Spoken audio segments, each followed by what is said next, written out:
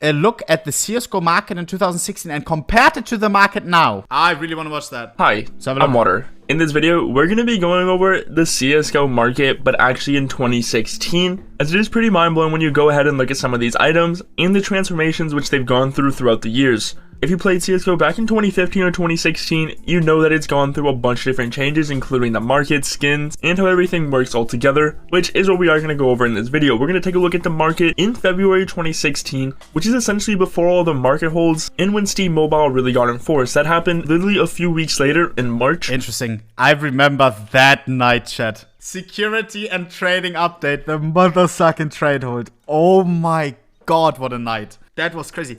Was I live that night? I cannot remember whether I went live or not. I think I don't even, no, I never mind. I didn't even stream that. Am I fucking stupid? I started streaming two years ago. Am I fucking stupid? So let's take a look at what the Steam market was like in 2016. Starting right off, before we actually do, let's take a look at what the market looks like right now, just so we can give it a good comparison. And you'll notice on the front page, there's essentially only cases and capsules. These are the most popular ones, and seeing as there is just such a high quantity of these items, it does make a little bit more sense. But this is where it gets a little interesting when we compare this into what it was like in 2016. Saying this though, I'm just gonna hop into the time machine and go straight over to 2016. Alright, here we have the Steam Marketplace over 6 years ago on February 8th, 2016. And you will notice straight away that there is a few items which we don't see on the marketplace at all anymore. These are the case keys, but let's not get into those just yet. Let's talk about the skins and the cases. Starting right off, the most popular item at this time is actually an AK-47 Redline. It is pretty crazy to think about, especially when you look at its price being $4.34. Which, when you go ahead and take a look at the Redline's price at the moment, you will notice that it did almost increase a complete $10. Right here is essentially when we are looking at the marketplace, so you can see how much it has grown since then. It's essentially gone through a huge increase due to the fact that it is generally just a really popular play skin. Obviously, as well as this, we have the Chroma 2 case, which is literally sitting at... I remember this time, bro. This was probably things like an AK Redline, things like AWP Asimovs. I think they were all so like high volume on the Steam market because they were instantly tradable. Instead of cash shredding, right? What everybody does nowadays, where you just pay somebody money for a skin. No, what you usually did was you traded items. You traded AWP Asimovs if you bought a bigger item, right, or something. You used them as liquid. Sometimes you sold like a Blue Gem Karambit for 50 AWP Asimovs, right? You used it as liquid currency. AK Redlines, same story. They were always worth around 2 keys, I think. And if people didn't want to trade for keys or they only had AK Redlines, you traded for that. Key trading was a big thing. You posted things on Reddit. You said, hey, for my AWP Drangler, I want 1,000 keys. You didn't want money. You wanted 1,000 keys. Yeah. Nowadays, it's all cash, everything marketplace. Back in there, it was all trading, person to person.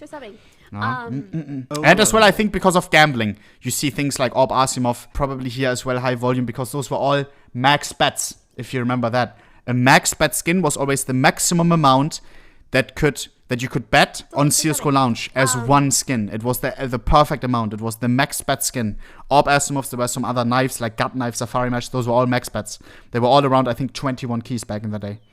Very stable value as well. With it being the most popular case that people were unboxing at that time. If you invested in the Chroma 2 case at this exact moment on February, you would have essentially 10 times your investment, as it is sitting around 80 to 90 cents right now. Wow. As well as this, 2 other of the most popular skins at this time in February is actually the AWP Asimov Battle Scarred and the AWP Asimov Field Tested, which are both equally just as light, one being the Black Amov, one being the regular Asimov, which you can see their prices being $21 and also $33, which is pretty mind-boggling when you actually go ahead and take a look at the AWP Asimov in the store at the moment, as you will see its current price being around $122, literally almost a full $100 increase towards its price back in 2016, which is something that is pretty crazy to really be thinking about. The Battle Scarred version did make around a 3 times increasing, as it is around $63, but all in all, it is still pretty crazy to see it. The Asimov was one of the most popular items back in this time. Isn't that fucking crazy? 2016, the game wasn't small. Wasn't it even... Chat, what were the player numbers back then? Weren't they pretty much similar? Now we have what? We reached like 1 million cap, I think, during a month. What was it back in the day, 2016? Can somebody check? Not really similar. Was it smaller? 750k or something back in the day? Okay. But chat, you have to remember, things like this tripling in price, like an Orb Asimov. Nowadays, you have so much more. It isn't like supply and demand, right? Supply and demand. Sure, the demand went up. There's more players, but there's so much more supply. There's so many different RVPs to choose from. All of that stuff. Isn't that crazy how it just went up? Notice at this time there's a lot less cases, capsules, as more so people would just be buying the exact skins that they actually like. Investing back then was never really a thing, so you don't see people mass buying cases either. And keys were literally used as a way to trade. Saying this though, going back to February 2016, a very popular skin at this time was actually the Frontside Misty, seeing as it was around $8 to $9. Saying this though, something which is very 600 to 700k, 2016, right there. This is when the thing hit, right? The ban. 500k top, 600k top. April, this may have been a major.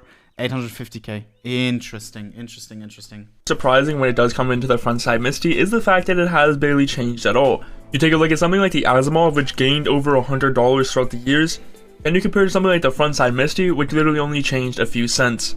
This was just a few weeks after the Shadow case actually released, but the Frontside Misty has barely even moved in price. You can see this is its lifetime chart, literally comparing it to what we are looking at right now, which is February 2016.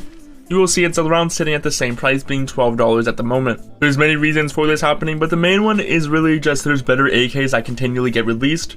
So the Frontside Misty isn't something like the Asimov, which actually has demand and will be growing in price over time. Saying this out, next up in 2016, one of the most popular skins was actually the Op Man of War, and it was chilling at just under $10, being around $9.5. You might be wondering how the Man of War is doing right now in this current market, 30. and that's where it is chilling around $30. Wow. Essentially making a 3 times increase. Definitely a lot better than the Frontside Misty, which didn't even double.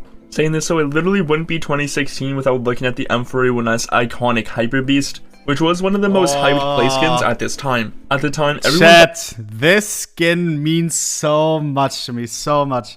This skin somehow maybe even got me started a little bit with the whole CSGO thingy. It got me fully into the scene. I swear to God, back in the day, I was in high school, right? I was maybe like when I started CS. How old was I? I started 2015, early 2015, and every time after high school, I got interested in CS because my friends started playing it. I always played Call of Duty. We played Call of Duty. They changed over to CSGO. They said, hey man, get CSGO, get the game. We want to play together. Peng, I got CSGO. And then skins, I didn't even know about it much, but I watched people on Twitch, right? And on Twitch, it was all giveaways. It was like Twitch. Everybody had giveaway in their title. Everybody was trying to one-up each other. I talked about this with Flom yesterday. And back in the day, it was just whoever had the biggest giveaway had the most viewers. It was very different times on Twitch. And I won a stat track Hyper Beast. I just put the keyword, right? I was just watching a stream. I was trying to learn a little bit about CS. Guy pulled up Nightbot. Peng.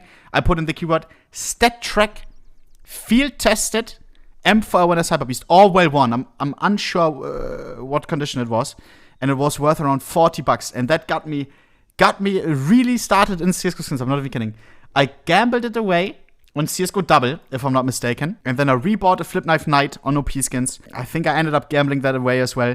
And then I approached it a little bit smarter. I started trading. I started using CSGO Double with, we talked about it before, with their free exchange, right? It's like CS Money, but 0% fees. And then you could get things with overpay for market price, stuff like that. This skin means so much to me, bro, so much. I thought this was one of the most artistic skins in the game. And with it being the covert to the Chroma 2 case, which is literally the most popular case at this time, it combined it as well to become one of the most popular skins. You'll notice it was chilling around $14 in this time frame in February 2016, and surely one of the most popular skins at this time had to have increased in price and at least doubled or tripled, seeing as so many people liked it. So let's go ahead and take a look at the price. No way. This is where when we check it out right now, you will notice it is literally at $24, essentially not even doubling in price at that point. Interesting. Let's take a look at the lifetime chart, and where you will notice that after this time frame, it did start to go down quite a lot due to the fact that so many people were unboxing them, increasing the supply, and over the years, less people would demand for them. Very similar to the AK and the Frontside Misty, more M4 skins started to get released, so it's not like the only good one was the Hyper Beast anymore. Saying this, so it did recently start to pick up some demand and some hype, but definitely didn't make some insane price jumps. Saying this, so this is just a look at the market in 2016, just a look at what skins were popular and how people were actually using the market. You'll notice it's a lot different from what we see now, as there's a lot more skins rather than cases. Bruh, and marketable keys. This looks so much. Oh man, this is probably nostalgia for me, but oh my god, man, bro, those times are hitting different, man.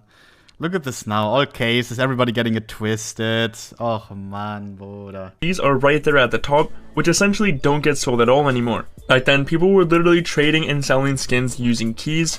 Saying this, so if you have any other suggestions and you want to take a look at something else everybody from CSGO investing, everybody min-maxing. Oh man, Bruder, back in the day it was Wild West. It was Wild West. Leave him some love. Peng, here's the channel. Quick little Zabaroni.